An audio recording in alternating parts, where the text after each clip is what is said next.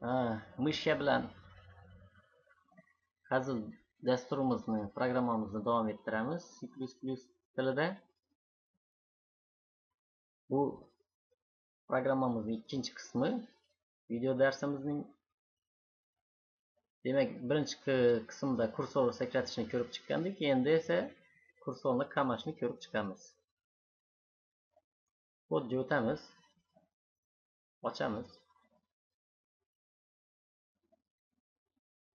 Oldingi kodni yopib qo'yamiz, xalaqit bermasligi uchun. Va izohni olib tashlaymiz. Demak, bu yerda ko'rib turganingizdek rect struktura r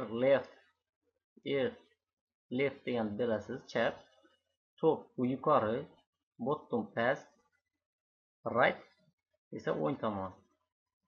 Clip kursor funksiyasi esa bizni shu struktura yordamida berilgan to'rt tomon ichida qamashga yordam beradigan funksiyamiz. Demak, agar kod tushunarli bo'lgan bo'lsa, keling buni tekshirib ko'ramiz. Hozir biz programmani ishga tushirgan paytimizda bizni kursor taxminan mana shu to'rt burchak orasida saqlanib qolishi kerak. Keyin tekshirib ko'ramiz. Programmani ishlatib yuboramiz.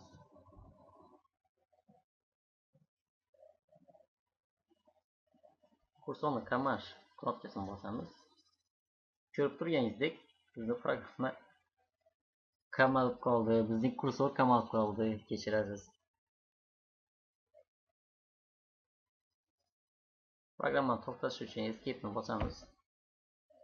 Ko'rib turganingizdek, hozir programmamizning ikkinchi qismi, ya'ni mishka kursorni strelkasini desak ham bo'ladi, qamab qo'ydik ma'lum oralikda. Shuning bilan C++dagi hazil video darsimizning navbatdagisi tugaydi. Kelgusi darslarimizda ko'rishguncha xayr, sog' salomat bo'ling.